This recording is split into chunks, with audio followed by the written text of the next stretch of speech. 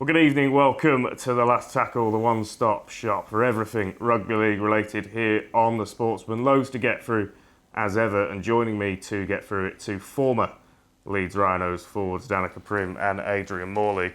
And we'll start off at the top of the Betfred Super League, where it is all change all the time. It feels like we're constantly trying to get our breath back at the moment.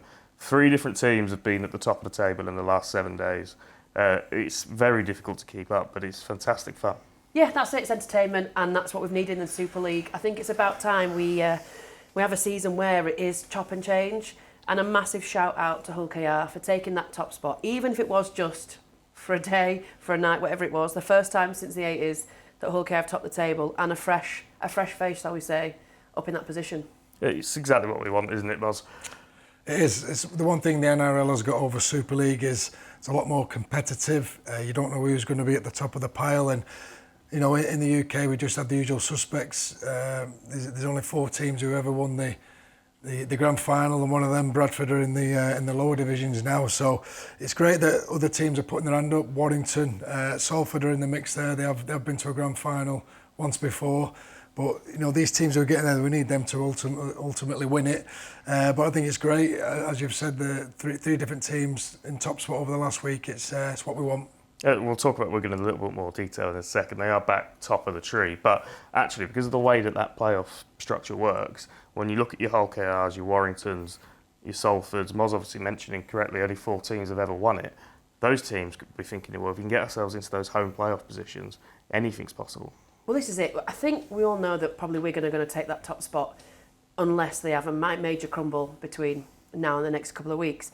So it's that second place, which is all to play for, and it's going to be a fresh face. It's unlikely that anybody else is going to, take over Warrington and KR now. So Salford potentially, I say it just nicely for you, but I think we're looking at KR and Warrington are taking that home playoff, which would be phenomenal for them.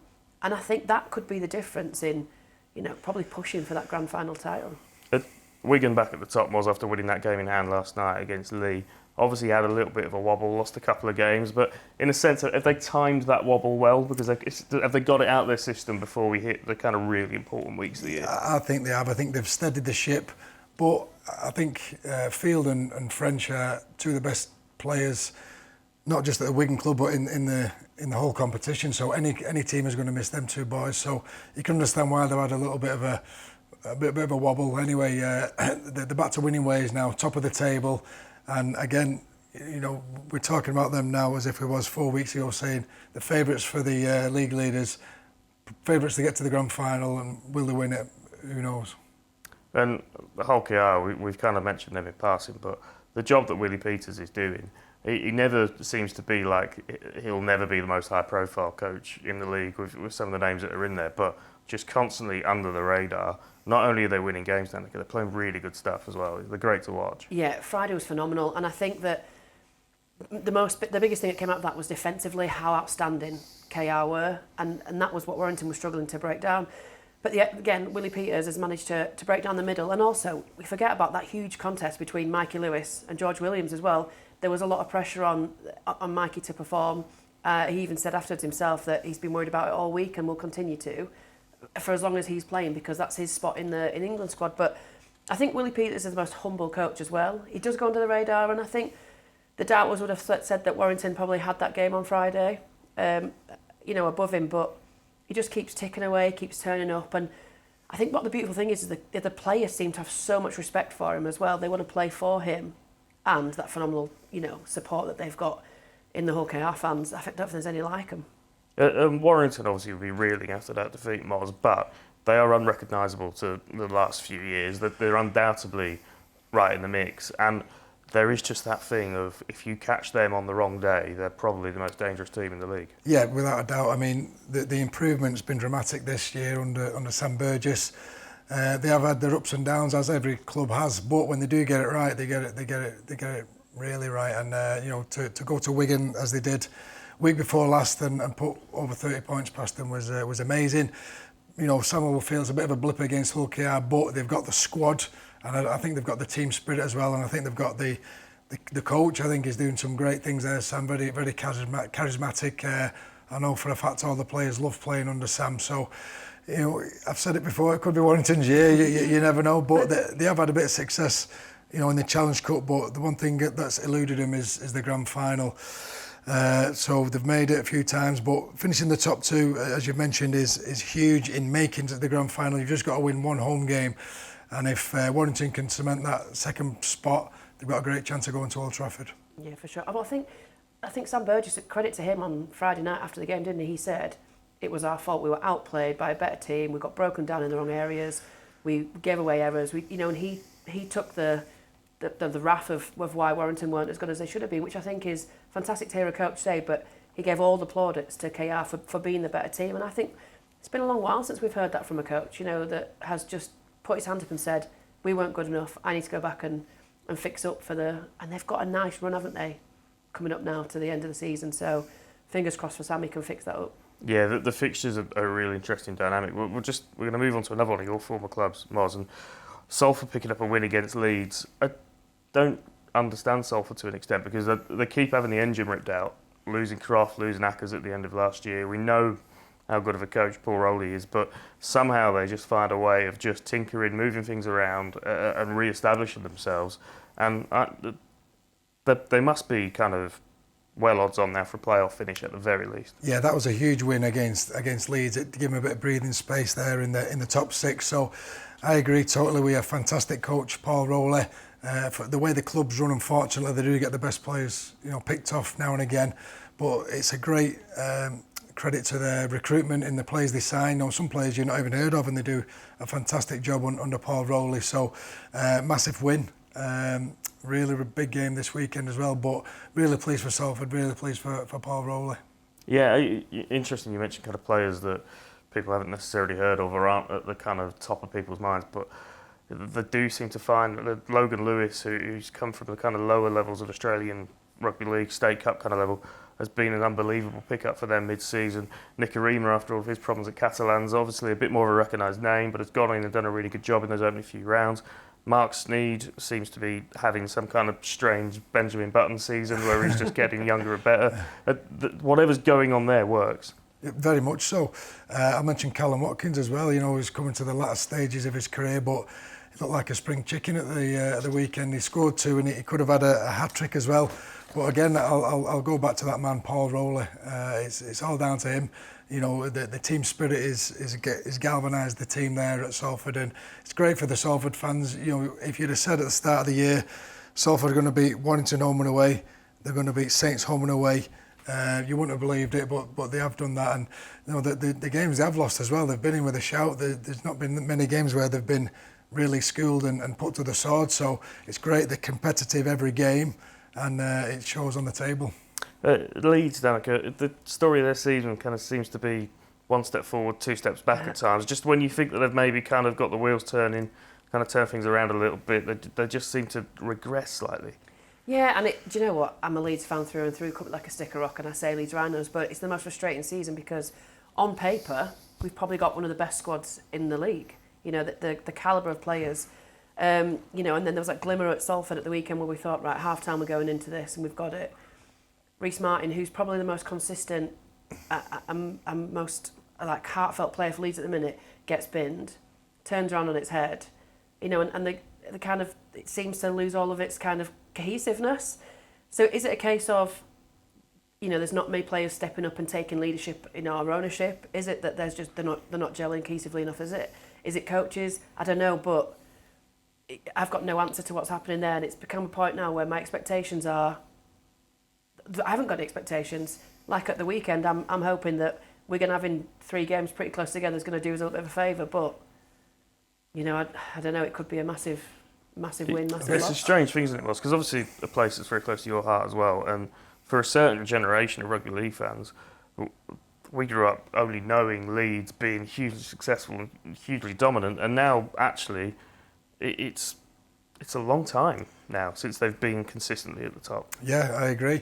Well, I think they have improved. You know, the last probably 5 or 6 weeks, you know, they have improved dramatically, the performances. I thought Brodie Croft had probably one of his better games last weekend against Salford. He was very dominant, but they're not up there as we're used to seeing.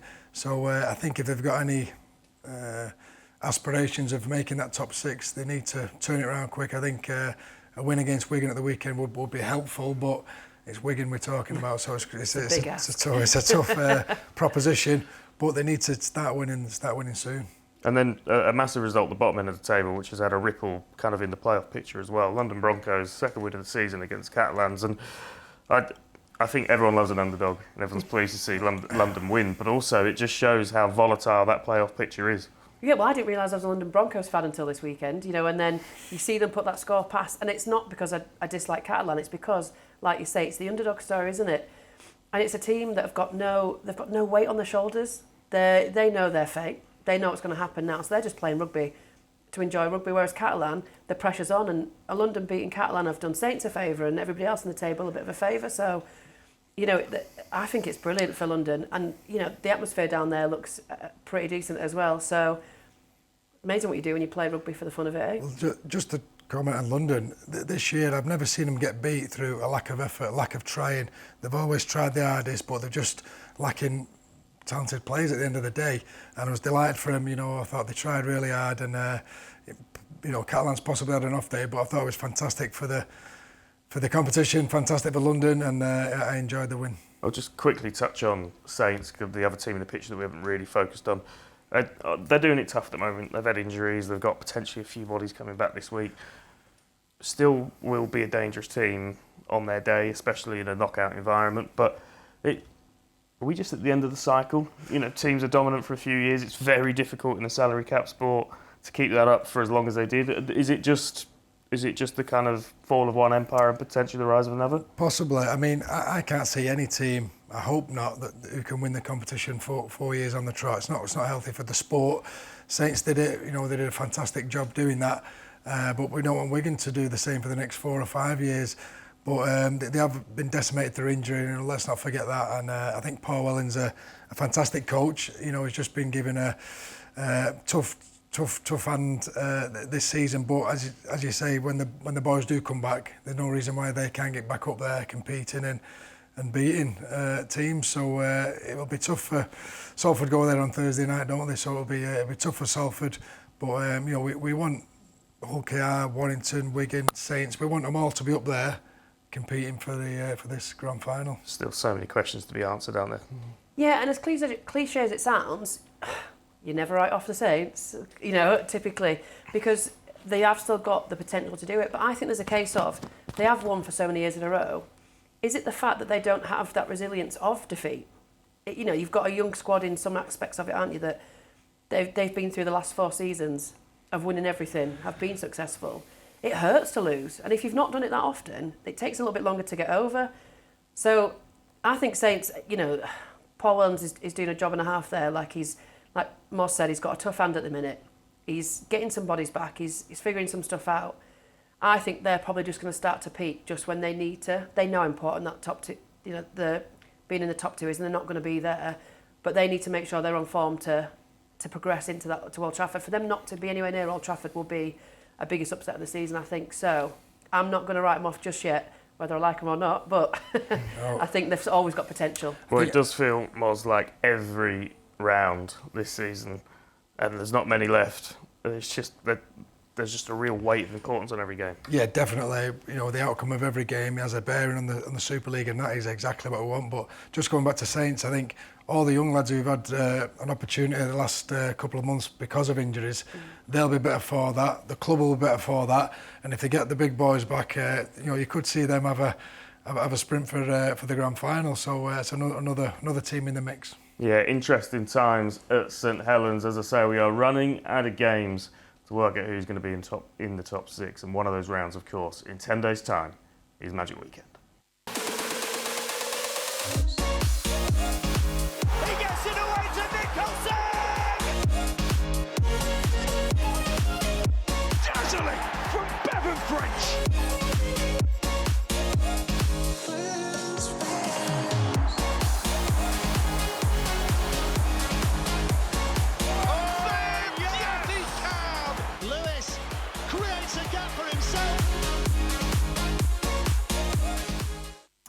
Yeah, 10 days till we're off to Ellen Road for the weekend. Nice local one for you, Danika. You looking forward to it? I cannot wait. Magic's one of my favourite weekends of the season, and I think you just get that festival, the feel, you get the family feel. And I always say Rugby League fans are the best in the world because there's no other competition sport that you can have so many people in one area just all enjoying Rugby League for Rugby League's sake. So yeah, I can't wait. Moz, we were just saying off air, Magic Weekend was a special weekend, but just with it being that little bit later in the season and you know what that playoff picture looks like, you know what the kind of narrative of the season is, it just adds an extra element to it, doesn't it? Because those games feel so much more important. Yeah, I totally agree with you. Yeah, so if you look at the table now, and every fixture, every 2 points is going to have a bearing on that table.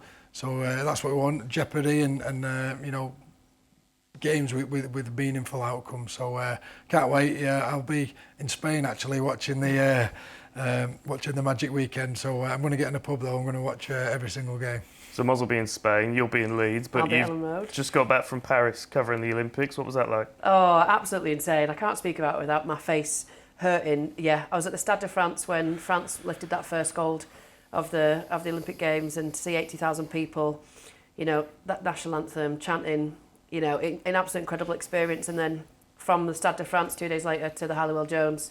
So keeping it in the mix, but best experience I've ever had. Yeah, been brilliant, hasn't it, watching the Olympics, and coming soon on this very channel. We've put the stars of the Betfred Super League to the test to see how they would fare if they were going for gold. This is Average Alan, the show where we find out how hard it is to really be a professional athlete.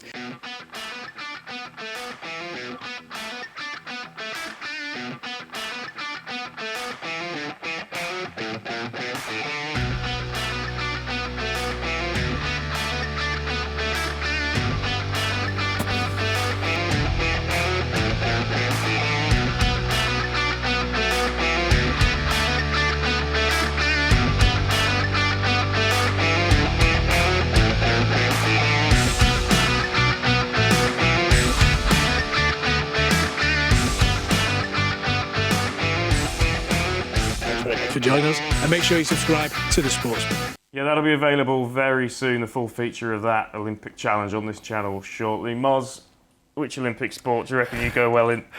Well, I'm not going to insult these world-class athletes by saying I can do anything really, but if they did a rugby, you know, back in my prime, the rugby tournament, I'd have a go at all the wrestling. But absolutely love watching it so far. There's nothing better than watching athletes in the peak of their physical prowess doing the business. And last night I got, you know, the 1500 metres, the British lad just missed out on a goal, but I absolutely loved it, and I'm looking forward to getting a watch tonight. Yeah, Derek Beaumont out in Paris as well, watching Wigan girl Keely Hodgkinson win gold the other night. But of course, the best athletes in the world are rugby league players, so let's turn our attention back to that. And St Helens versus Salford Red Devils is the first course on the menu this weekend. Moz, I'll come to you as the ex-Salford man in the room. We've mentioned it kind of in dispatches throughout the show, but a significant game for both teams. Salford have already beaten Saints twice this season. They're going for third time lucky again. They could do it. No, definitely they'll be going there confident. I think Tim Laffey is a big loss for Salford. He's got a one-match ban for his challenge at the weekend, but I think, you know, Saints have got a few of the bodies back, but they are still riddled with injury, so Salford will go there confident. I just think the way they are on the table, it's a massive game. I'm going to go for a close Salford win. Yeah, I don't think there'll be much in this, Danika. No, I think it's going to be tight, but I think Saints are still going to be hurting from a couple of weeks ago. They managed to get the win, you know, this weekend, and I think they always say a home draw for Saints is always a better one, isn't it? Because they get the atmosphere, the fans behind them. And I think Paul Wellens has probably had a few long chats, and I think this is kind of crucial weekend for him. Can Salford do 3 in a row?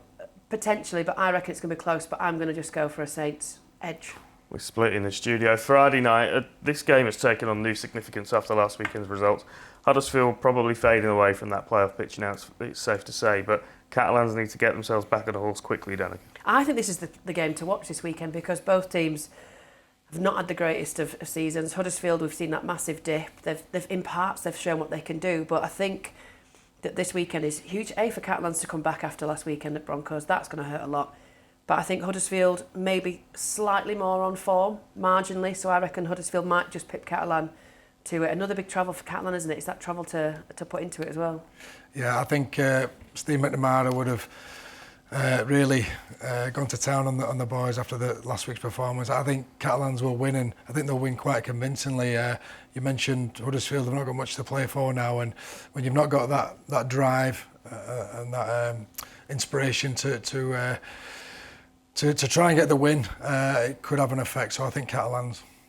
Hull KR, Cass, Hull KR are obviously going great guns, as we've spoken about, looking to potentially, leapfrog Wigan again if results go their way. But Castle had a very different prospect to if we were having this conversation even 6 weeks ago. Yeah, no, definitely they've improved massively. But can they go to Hull KR and get the win? I don't think they can. I just think Hull KR, the form team of Super League, after last weekend going to an informed Warrington and picking the pocket there at the Halliwell Jones, I just think Hull KR will be too strong, and I just think they're playing some fantastic rugby at the moment. And that place will be rocking on Friday. Oh, Craven Park is like the best place to go, not only as a spectator, but it's an incredibly daunting environment for the away team. The changing rooms are oppressive. The fans are insane. Like, it's a difficult place to go and win there at the best of times. I think Hull KR lost 2 games there all season, and they were really close games anyway. So Hull KR are too good at the minute anyway, but too good at Craven Park. I think it's going to be a blowout score. As someone who's never played in front of any people, let alone the 10,000 that they'll get into Craven Park or whatever it be, Moz, it's one of those real sporting cliches about home field advantage, but how much of a difference does that make? No, it's huge, particularly when all the teams are improving and potentially on an equal playing field. Home advantage, having the crowd behind you, having the familiar surroundings is massive. I always found it a tough place to go to, Hull KR, but you mentioned the fans, they're a sleeping giant, Hull KR, as are Hull FC, to be fair. But if these boys can make these major finals, make the grand final, it'll be great for the sport. It'll be certainly great for the city of Hull.